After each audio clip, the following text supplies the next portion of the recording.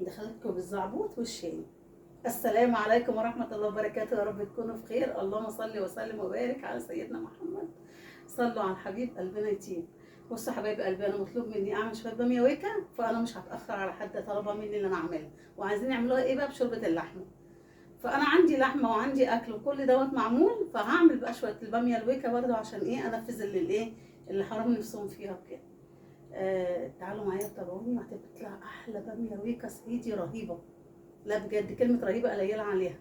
وشويه بقى فلفل مقليين كده، واضرب يا عم. اوكي يلا بينا. استنى. حبايب قلبي، النهارده هعمل حبة بامية ويكا روعة الروعة. بصوا حبايبي، البامية دي مش اللي هي بتاعت السنة دي، اللي هي طالعة لسه جديد، دي متفرزة بقالها سنة. بصوا الخضار بقى، خضار خضار يعني، خضار بحلاوة زي ما بيقولوا. لا عندي ما بتصفرش وما بتقدمش كده وتنشف وتجلد والحاجات دي كلها. مش كانوا بيقولوها حمار وحلاوة؟ ده حمر وحلاوة على الطماطم. امتى بقت خضار وحلاوة؟ خضار وحلاوة على البامية الويكا بتاعت تيتا. فتفرق يا حبيبة قلبي. يعني انا اقول لها حمار يعني وهي بامية؟ طبعا. لا انا بحط لها قرن فلفل احمر فعلا، بتديها كده مع الثوم والكزبره، بيبقى بتدي كده طعم احلى. بصي الباميه الصعيدي دي صعيدي صعيدي بقى، جايه من قلب سوهاج نفسه. عارفين سوهاج؟ حطوا عليها الف الف خط. من احلى الناس اللي بصوا اكلهم. طبعا كل الصعايده على راسنا، بس انا عشان بحب سوهاج، بحب يعني اللي بيبقى راكب القطر وشايفه العمه بتاعته كده او اعرفها. ده بلده ايه. واعرفهم ان هم قرايبي من لبس معين عندنا في الصعيد في سوهاج. فالباميه دي جايه منين بقى؟ جايه من الصعيد نفسه، متعلماها من ايه؟ المرحومه امي الله يرحمها برحمته يا رب وادعوا لها بالرحمه. كانت بتعمل الاكل بقى، بصوا الناس كلها يقول لك لا الا اكل مصابر. فانا اخدت النفس ده منها الحمد لله يا رب العالمين. عندها تقليه صعيدي روعه الروعه، لغايه دلوقتي كل الناس تاكلها من ايدي يقول لك لا دي البراند بتاع المصابر. فواخدة بيه يعني الجايزة الأولى زي ما بيقولوا. بصوا حبايبي البامية بقى، أنا كده حطيتها على النار وحطيت لها واحدة ماجي. بصوا البامية دي عشان هي أنا طبعا البامية عندي أنا بجيبها بأي كمية فلوس، طالما أنا لاقية بامية في السوق حلوة ما بستخسرش. ليه؟ بتنفعني طول السنة زي ما انتوا شايفين كده، هي بامية جديدة طلعت وعندي بامية. طبعا ليه أنا أجيبها بمية لا أنا دلوقتي كانت عندي وعملتها. فهو ده الاقتصاد يعني. ف... فطبعا دي اساسا بتاعت باميه بصلصه. بس انا مش هقول لها لا تعالي انت بتاعت الصلصه بس، ولا لا تعالي كمان هتنفعي ويك. بحبها. انا بحب الباميه الوسط، ما بحبش الباميه الكبيره اللي كلها بذر تخين دوت زي ما بيقولوا. مش هاكل بذر يعني اقول انا اكلت باميه ويك، انا بجيبها وسط. فما باجي اشتريها بشتريها على بعض، بنقي الصغيره زي اللي انتوا شايفينها كده، اللي هي مصلصه او اللي هي دمعه، في بيسموها دمعه وفي بيسموها صلصه. آه والكبيرة بخليها للويك. وبحب اللي انا اما اجي افرزها زي ما تكون بحالها كده، امع بس الراس والديل. عشان خاطر ايه يا جماعة المادة الجيلاتين اللي جوه البامية دي مفيدة قوي للشعر وللركب. فطبعا انا مش عايزة اهلكها وانا اضيعها في المية وانا بعمل ايه؟ بجففها. فبعمل ايه؟ ما بقطعهاش بقى حلقات للبامية الويك. والمي وكل السائل اللي جواه دوت المخاط دوت الحلو دوت اللي عامل زي مخاط الكوارع. ده مفيد جدا، ربنا مدي فيه غذاء برضو. عشان كده خليها بالمنظر ده، بالمادة بتنفع طبعا العظم في حاجات كتير. فهنا بقى ايه اللي انا اخرتها امتى؟ زي ما انتوا شفتوني كده قبل ما اسقطها في الشوربه. فبتفضل ايه يعني محتفظ يعني بغذاء كامل فيها يعني، ما كده يعني. انتوا طبعا اكيد فاهمين.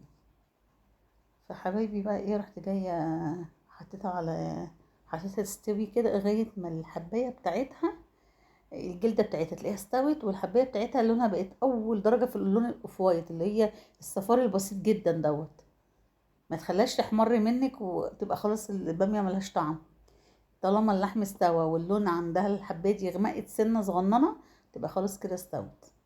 طبعا كان زمان في حاجه اسمها مفراك، انا ما اعرفش، واحده اللي كانت نفسها يبقى عندها مفراك اديتها لها. عشان انا بعرف اعملها بالمعلقه، بعرف اعملها بالمضرب، بس ما بحبش اعملها في الخلاط. اللي لك اديها ضربه او نص ضربه والحاجات دي ما بحبهاش.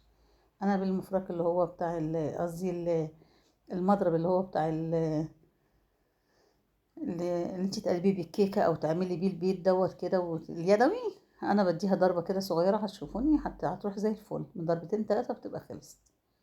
هنا حبايبي قليت بقى، قليت حبه فلفل في سبيل بقى الباميه، يعني فلفل بليمون. حطي ملح وحطي ليمونتين عليهم كده وجربي الاكله الحلوه دي. لو عملتي ملوخيه اعملي فلفل بصلصه، لو عملتي باميه ويكا اعملي في ايه. بصوا هنا الملح وعصرتين ليمونتين كده، بس الليمون كان ناشف شويه وهو بحاول اتعافر معاه و... وكده. الباميه هي انا نقلتها قدامي بقى عشان حطيت ايه. التقليه بقى عباره عن ايه. توم وقرن فلفل حامي وقرن فلفل بارد اللي هما الحمر بقى مش الاخضر، ومفروض حبه كزبره وشويه ملح. انا حطيت الكزبره عند التحمير. اخدت بقى من حته التوم دي حطيت حته نص معلقه، هي بتتسلق الباميه. والحبه الباقيين بقى الكتار دول اللي هي عامله زي طشه الملوخيه، بتحطيهم بقى فين، تحمريهم وتشيهم على الباميه. بصوا حبايبي انا دلوقتي بطش الباميه بايه. ما بحبش اتشها ولا بسمنه ولا بزيت. لو انا عندك حته دهنه، حته ليا، حته حاجه من اللي هي اللحم بتاع البقره دوت او الخروف او اي حاجه دوت، انا دايما اسيحه واقلبه لسمنه بصراحه. هنا باخد منه معلقه، فما كانش عندي قطعت كده حتت صغيره من عشان احنا في العيد بقى وعندي، ورحت ناشله منهم الحاجات اللي هي الناشفه دي اللي اسمها مش عارفه اسمها ايه بس هفتكرها يعني. شلتها، شلت الحاجات اللي هي ليها اسم والله بس انا نسيها. المهم شلت الحاجات اللي هي اللي نزلت سمنتها وكده، وقللت طبعا على قد التحمير، وبحمر بقى فيها الحاجات دي. الريحه بقت بصي تحفه. وطبعا الباميه معموله على شوربه في لحمه بلدي، عشان احنا في عيد طبعا بلحمه. شوربه اللحمه بتبقى بتفرق قوي عن شوربه الفراخ في الحاجات دي.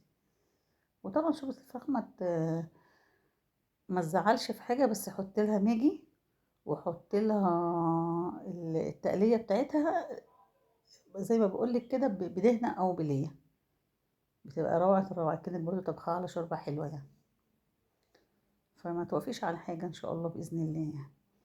اهو بصوا كده بحمرها كده لغايه ما بصوا لونها هيبقى حلو جدا بقى. وتبتدي يا معلم بقى تعمل ايه بقى بعد التحمير ده كله بقى كده. بصوا انا حطيت بقى الكزبره في اثناء ما بتحمر عشان الكزبره عندي ما تمررش. يعني انتي كده عايزه تفهمينا كده يا تيتا ان انتي هتعملي الاكل باميه بس ليهم؟ لا يا حبايبي مش باميه بس. اما انا كان عندي البرام اللي متغطي دوت في كوارع من اللي هي المخليه ديت معموله بحب الصلصه، فكتير البرام قاعد بحاله. فاعمل ايه، اطلع لحمه تانية حرام بقى ليه، خليه في وجبه تانية. فعملت ايه بقى، قلت خلاص هيطلع ياكلوا دوت وهياكلوا شويه الفلفل المقليين وهياكلوا الباميه ويقولوا الحمد لله. اهو بصوا قد ايه حرام اللي انا اعمل حاجه تانية جنبه بقى. دي القراقيش مع الكوارع مع الحاجات دي كلها يعني برام سمين كده شويه زي ما بيقولوا، دخلوا كوارع ودخلوا القراقيش بتاعت اللحمه وكل دوت اتعمل بمعلقتين 3 صلصه وبصلتين حلوين كده تعطقوا حلوين. هبقى اوريكم التقليه ديت ان شاء الله. بصوا الطعامه بقى والحلاوه بقى بدوق بقى. انا ما بقدرش اقاوم بقى الباميه بصراحه. لا بصوا بقى المزاج، حته فلفل كمان تحفه تحفه تحفه ما شاء الله فظيعه. اتمنى تجربوها. ايه رايكم؟ باميه طعم رهيب رهيب رهيب بشوربه اللحمه.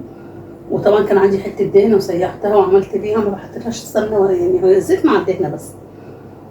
طعم رهيب. اتمنى تجربوا بنفس الطريقه ديت هتعجبكم جدا. وحبايبي عندنا يعني برام كده كوارع، فاحنا قضينا بيه وعملنا بس جنبه شويه باميه ويكا